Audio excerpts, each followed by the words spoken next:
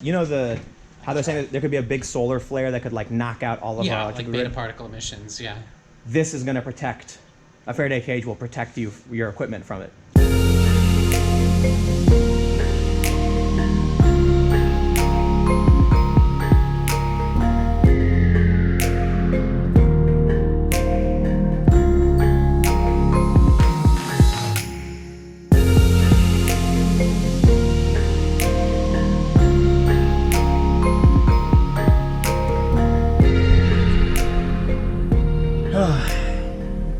It is a home day. It is a city day here in New York. I've got to go pick up a package from my mailbox, and then I think that's all I have today. There's the Broadway bomb, which is when all the longboarders illegally ride through Manhattan, but I don't think I'm gonna be able to make it, unfortunately. That'd been cool, but man, I got a lot of work to do. I'm gonna go grab this package, take care of some stuff, go for a skate, and then let's talk shop.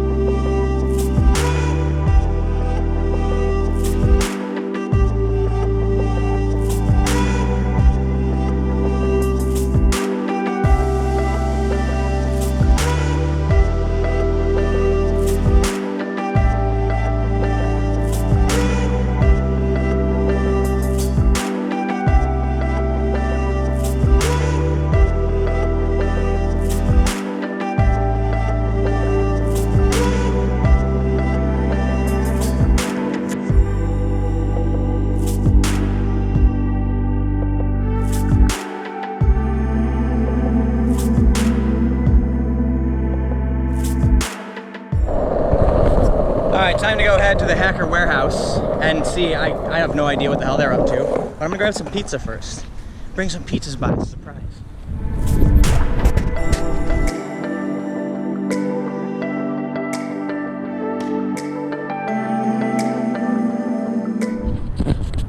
All right, let's go meet up some hackers. Now, I've dealt with celebrities who don't want anyone to know where they live, but guess what? Hackers don't either, so. And now we're here. We already ate all the pizza. There's some hackers here who don't want anyone to know they exist, so they've scurried away like cockroaches. But here's where it gets fun. Sound system, okay? Massive projector with a stage. There's a bass. Look at this. This is the secret life of hackers. This massive projector. So you know what I want to do? I want to get some video games up on this because they're just casting to it.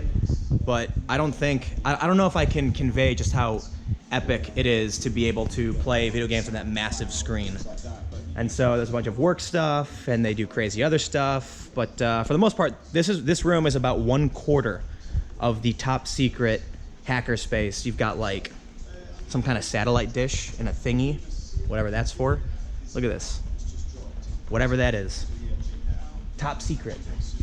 This is your view into the crazy world of what's the opposite of a normie, I guess. I don't know. But there's some hackers we can talk to, at least one, so let's go do that. Okay, so this is a kind of like a private hacker space, but a lot of people who know, if you know some of the hackers, then you might find yourself in spaces like this every so often. So I've found myself accidentally in some of these spaces with some of these same people. But there's a lot of people who are here who don't want to be in camera. However, John, who is a tech guy, hacker. White hat, yeah, mostly a white hat hacker. Yeah. Is here, and we're going to talk. So there you go. What's a white hat hacker? Well, I think there's varying degrees. You know, you've got the white hat hackers. So you know, most of the people in your infosec organizations are white hat people. They're not going to cross any lines that aren't approved by their management. They're not going to really push for new frontiers. Then you've got your gray hats. Your gray hats are the people that are a little bit on the shady side. Maybe people publishing things for the greater good. And then your black hat. Your weaves, your others. In the old days, in my day, people like fiber optic. Some real. No one's gonna have any idea. Right. But weave they will, and weave's interesting because he's almost a gray hat, right? Like when you talk about black hats, you're talking about like a con artist or a card. Right. Or, yeah. I mean, but weave is just. He's kind of like, you bring up a good point because I think a lot of black hats, there's some kind of a criminal element with a motive. I think his motive is just, as he said it, he was just doing arithmetic, and I think The AT&T stuff. Yeah, the AT&T stuff, which I think is very. One of the things that is really eye-opening is how little how legislators, how poorly they understand what is constituted hacking in some states and some jurisdictions. Let me do a quick recap for those that don't know. Weave, I'm sure many of you know who he is, but he's a very controversial figure right now. He's associated with the Daily Stormer. But several years ago, this wasn't even him, it was someone he was working with, incremented a URL, basically like in your address bar, and that sent back email addresses. He was basically accused of hacking AT&T, which he didn't do, and he went to prison for a year for it. So, basically, the gist of the story is the legislators, the prosecutors, had no idea what they were talking about and sent someone to jail for basically typing a URL into like an address bar. Is that accurate? Yeah, that's pretty accurate. In some jurisdictions, it is a felony to modify the contents of a machine in an unauthorized manner. Now, that is a very general thing. I mean, it sounds to a legislator, that sounds, well, great. You don't want anyone logging into your iPad, modifying the contents.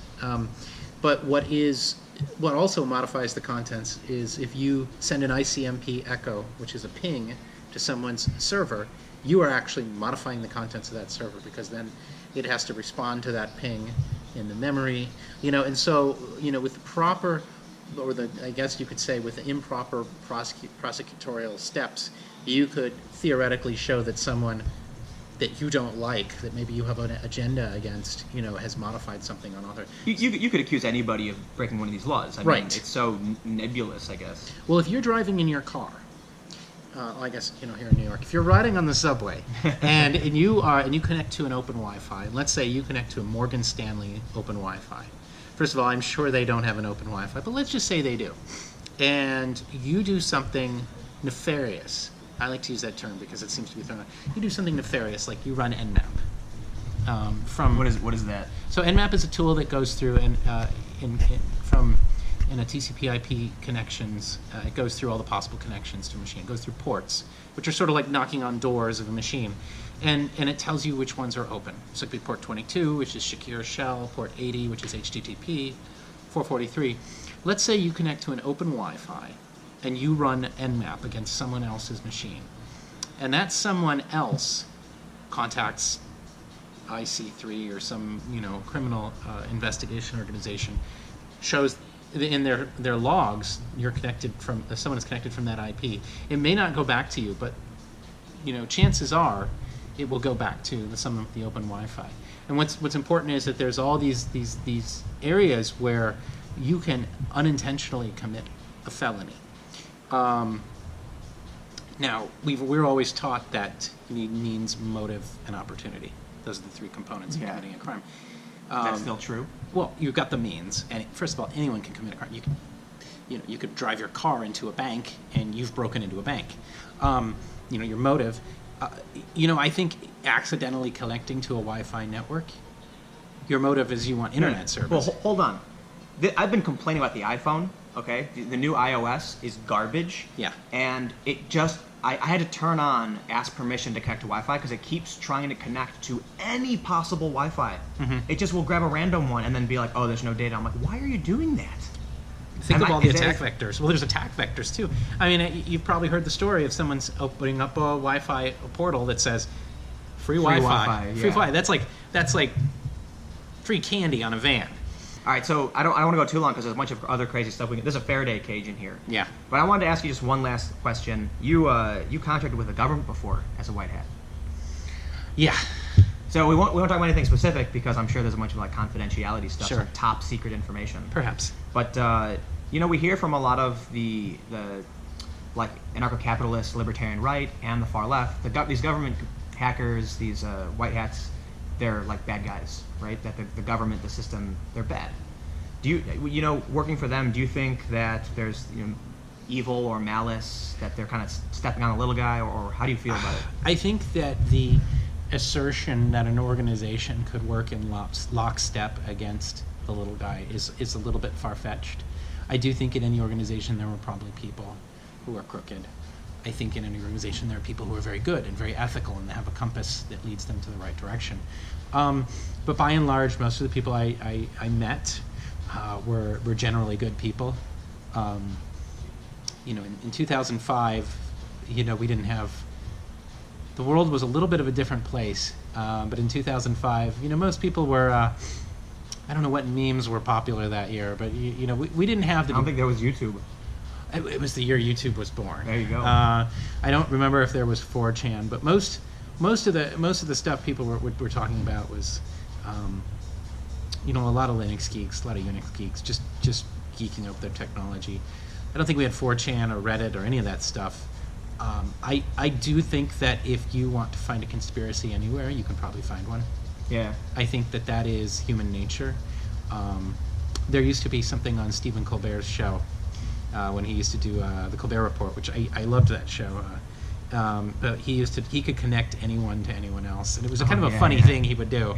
Like he connected like Obama to something, which is fun. Well, now they're doing it with Russia. Yeah, I mean, you can connect anybody to Russia. If people think that 2016 is the first year that Russia hacked anything in the U.S., if people think that for the last, I don't know, 72 years since the end of World War II, that the major powers on Earth haven't been engaged in trying to infiltrate each other's networks, then I think people are naive.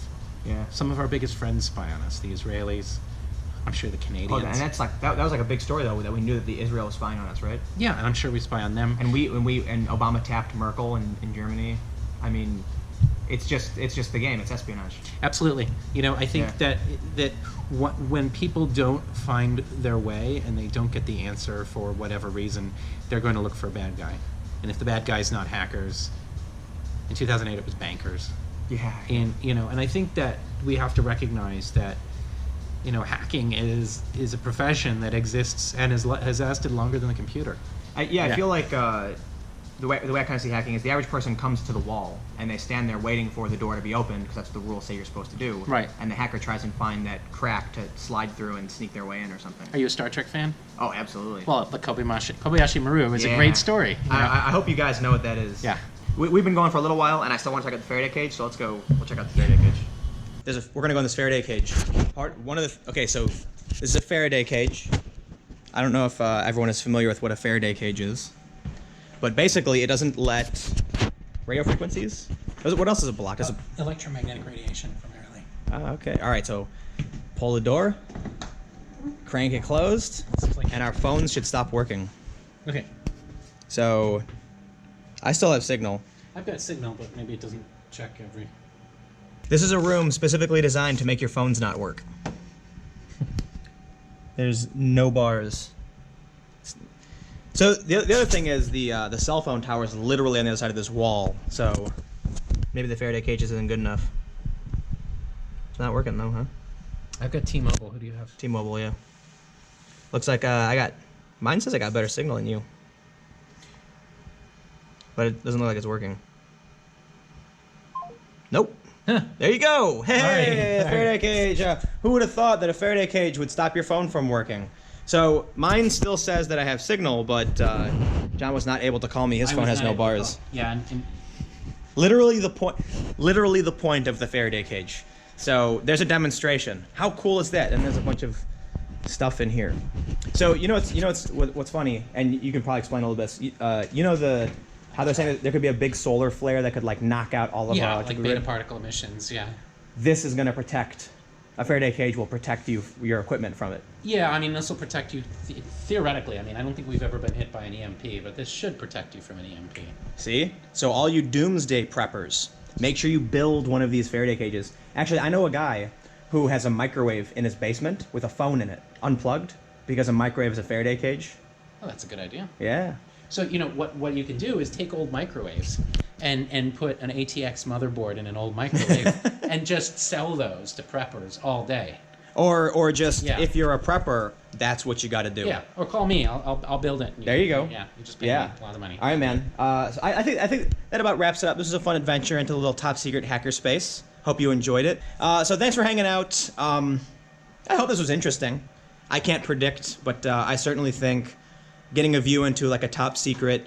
This is typically private, right? I had to kind of push some people around to get them to let me to come in here. And the reason you only see one person is because he's the only one who's like, yeah, sure, I'll go on camera. Everyone else is like hiding under the floorboards. Yeah, there you go.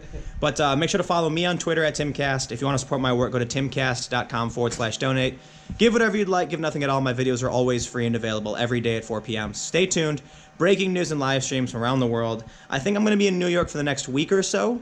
And then there's Halloween festivities, and that's going to get wonky. I'm not going to say, I got a plan. There's going to be some fun, and you're going to love it. But stay tuned, and I'll see you then.